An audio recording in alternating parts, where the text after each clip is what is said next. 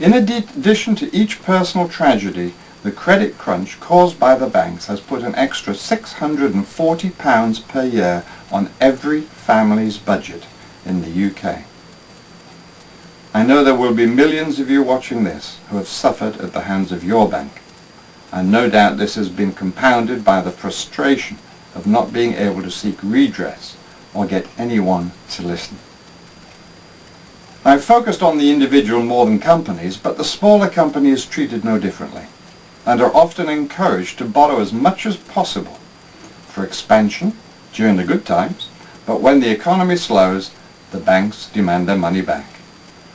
It's all too easy for those of us who are unaffected to dismiss these grievances as from people who are angry at losing their home or the collapse of their business and are simply looking for someone else to blame. However, this is by no means always the case. The reason for a bank's actions can go much deeper than that. As far as the banks are concerned, they are always protected, as all loan agreements carry a caveat that they are repayable on demand.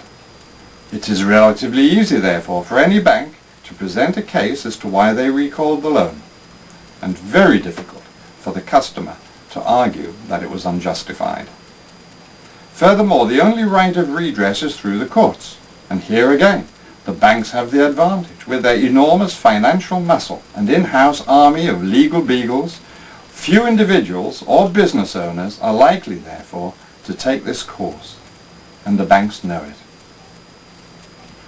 I mentioned in part 1 about oil and gas and food prices, and these too are worth investigating.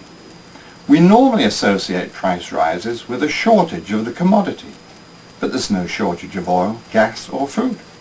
So why have these prices rocketed? I believe this is twofold. Firstly, we have managed North Sea gas so well that we sold it into Europe, and the Germans had the sense to stockpile it, and are now selling it back to us at inflated prices.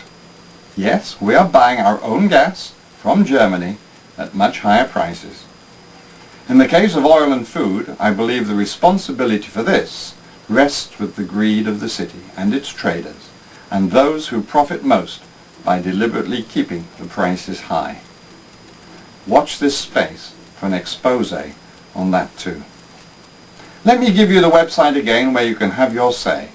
You can reach it from www.bankbetrayals.com.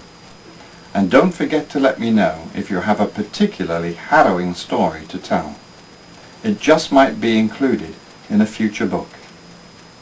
It's time for us to fight back.